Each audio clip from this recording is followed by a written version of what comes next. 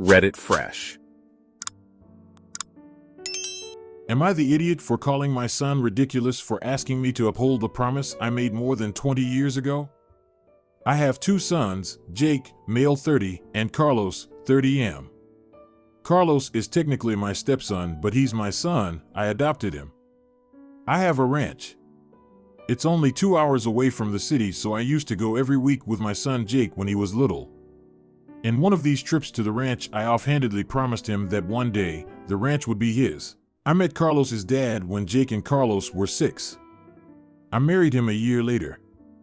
Both Jake and Carlos used to go with me almost every week with me to the ranch, depending if they were busy.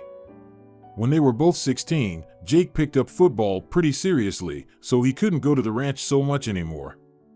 Carlos continued to go with me until 18, when he went to college and studied engineering and agronomy. Don't know if this is the correct translation.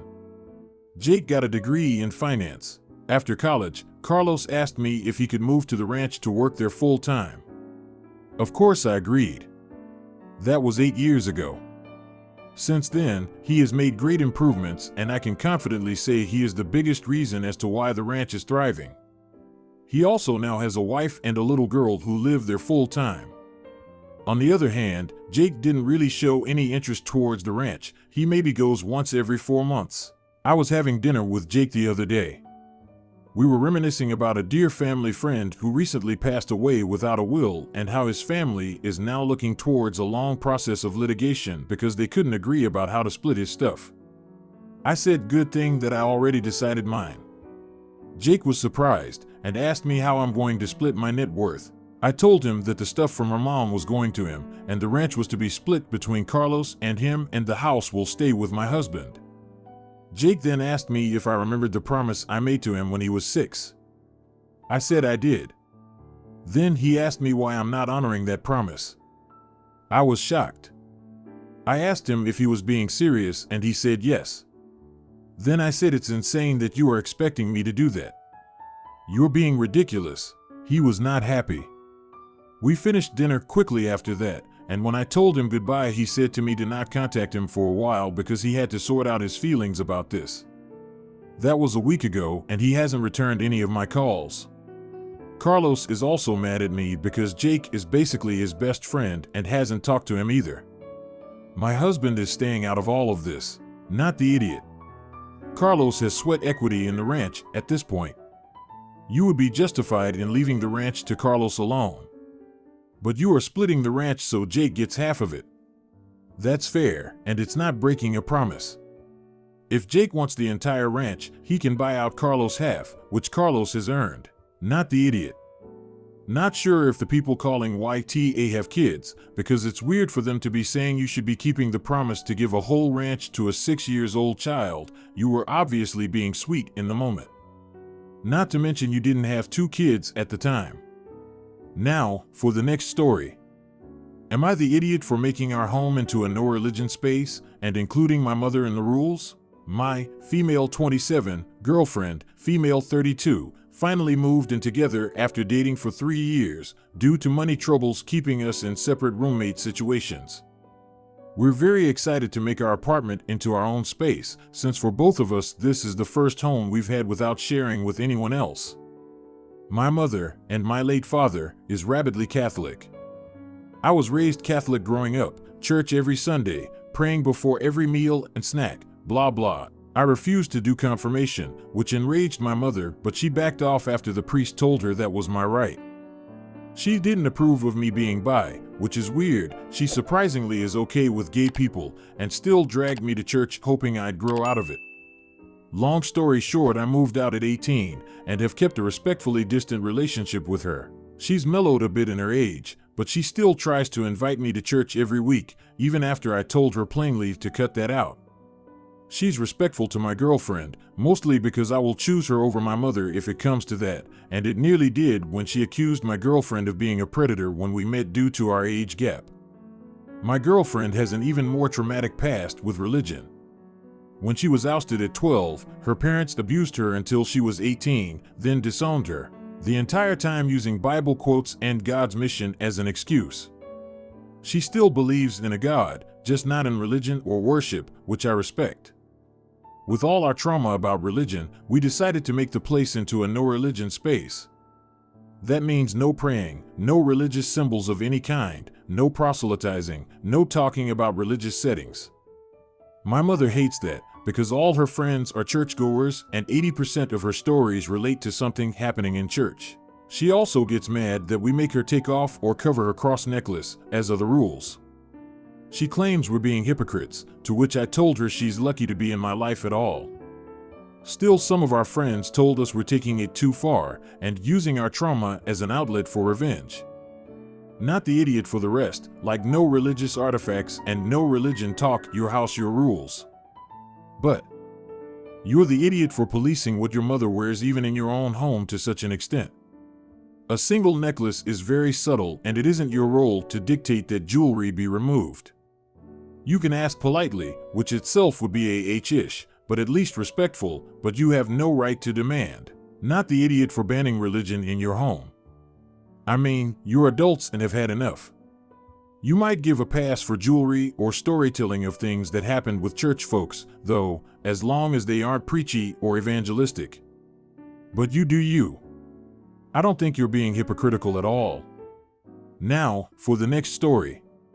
Am I the idiot for not teaching our stepson manners when other people offer to pay the bill? Stepson Matt, male 10, went to the movies last weekend with 2 friends and their mom, Stacy, after they invited him to come. She offered to pay for his ticket out of courtesy, but he declined because he has his own funds he's earned doing work for various neighbors. He's proud of that, and he's very good about spending it thoughtfully. At the theater, she's buying her boys some snacks and asks Matt if he wants anything, and it's her treat. From what he told me, he was in the process of ordering a pretzel tray for himself, and Stacy handed him 2 50s and walked away to take a phone call during his ordering.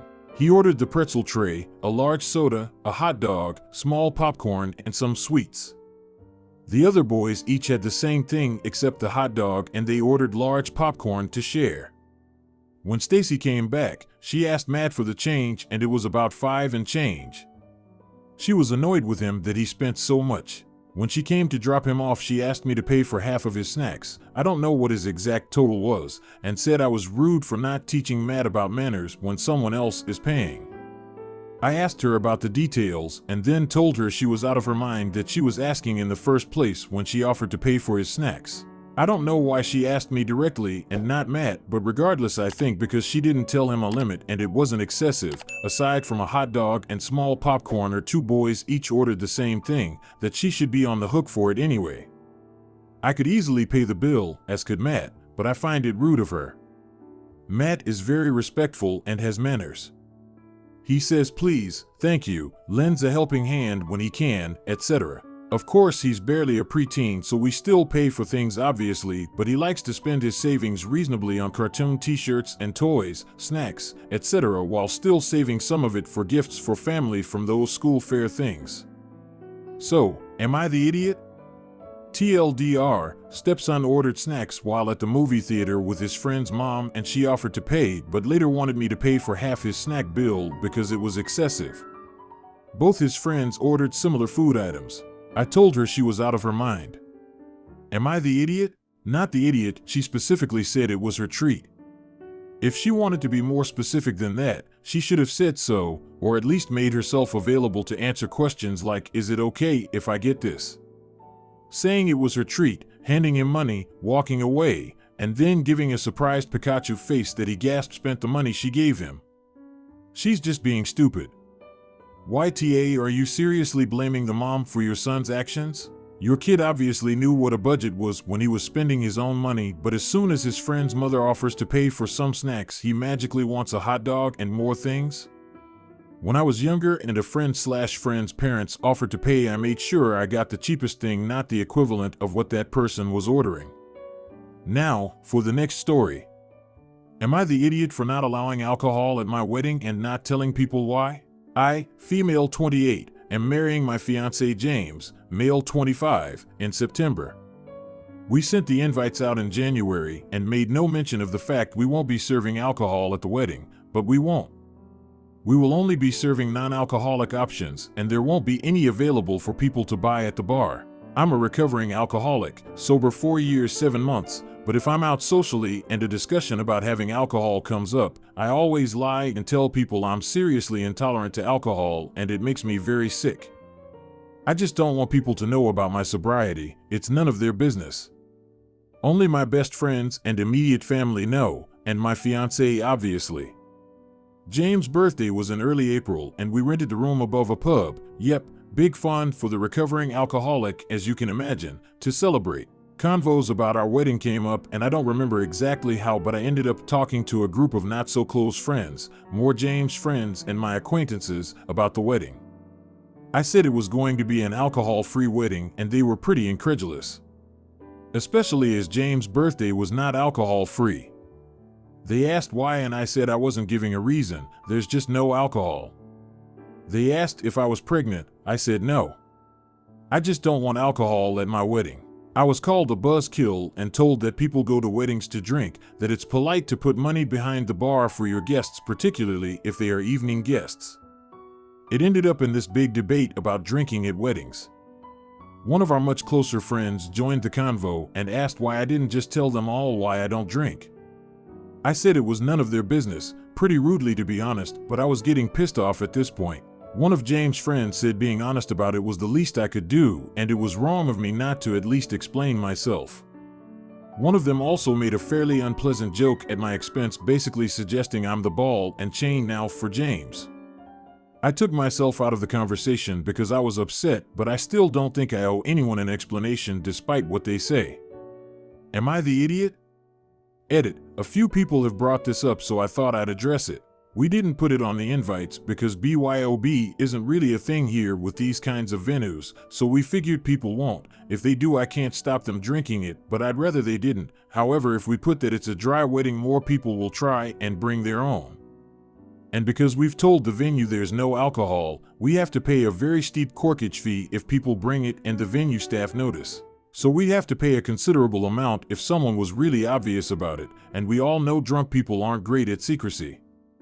Edit. All of my comments are being downvoted, so I guess I know how this judgment will go, so I'm not sure if people will see my comment below on this, but I think I'm just going to mass email our guests telling the truth. It makes me feel awful to tell people I'm an alcoholic, but then I can say that it's a dry wedding and ask them not to bring alcohol, then the bandage is off, and if they judge me, they judge me.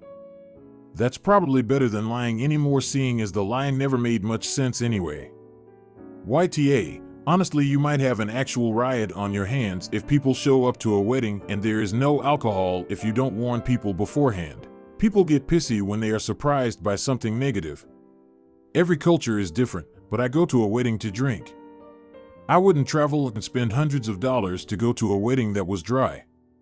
You aren't the AH for not providing booze, but you are for not warning people. I think you know this and keep it secretive because you know you'll get a lot of no RSVPs.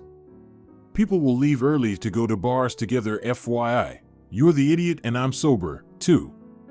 At least make it known it's a dry wedding to the guests so they can decide if they want to attend. I feel you're keeping this a secret because it might impact attendance as well as wedding gifts. Now, for the next story. Am I the idiot for my husband missing his daughter's prom?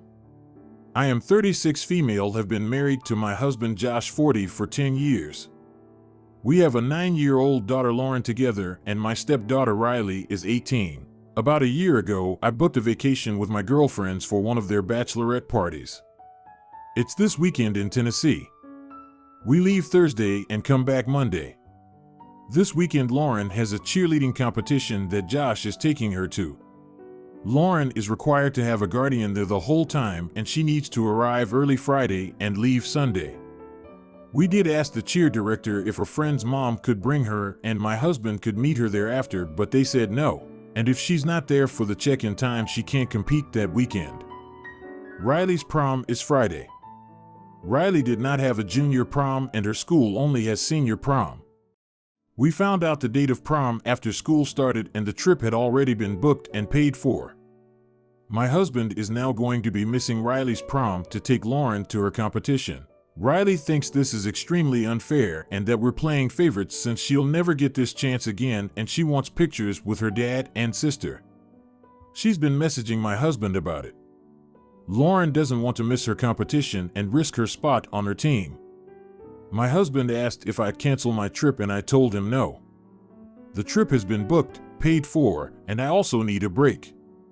He takes breaks and trips as well. My husband and I are now fighting because he feels like no matter what he does, he's stuck. He's already told Lauren he'll be taking her to the cheer comp, which means he'll be missing prom. So am I the idiot?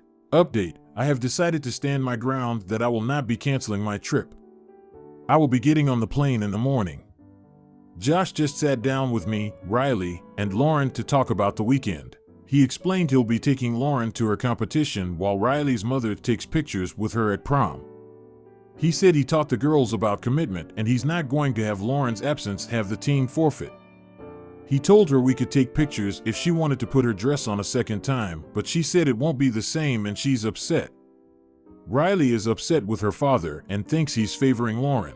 Update 2: my husband just called me and he decided to leave with Lauren to the cheer competitions after breakfast so that they could have lunch and relax before meeting up with her team.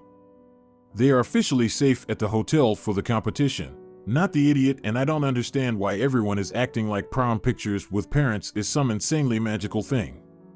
I took pictures with my friends, went, danced and came home and then didn't look at those pictures again till 10 years later when I was cleaning out my closet. It's literally just another dance that is hyped up by society and films, and in 10 years Riley will hopefully have grown up enough to see that. Not the idiot. Your events were planned well in advance. The whole family should not have to give up their whole weekend just for a 10-minute photo shoot before she heads off to prom. I think y'all should pay for a limo, video call with her, ask for pics, etc. But prom is not actually this huge deal everyone is making it out to be, for anyone but her. Lots of kids didn't even get prom in 2020 and 2021, or any other school's dances for that matter. I could see if we were talking about graduation or a wedding where the whole family participates, but you would be sacrificing a lot of money and your own once-in-a-lifetime experiences just to be a prop for 10 minutes at most.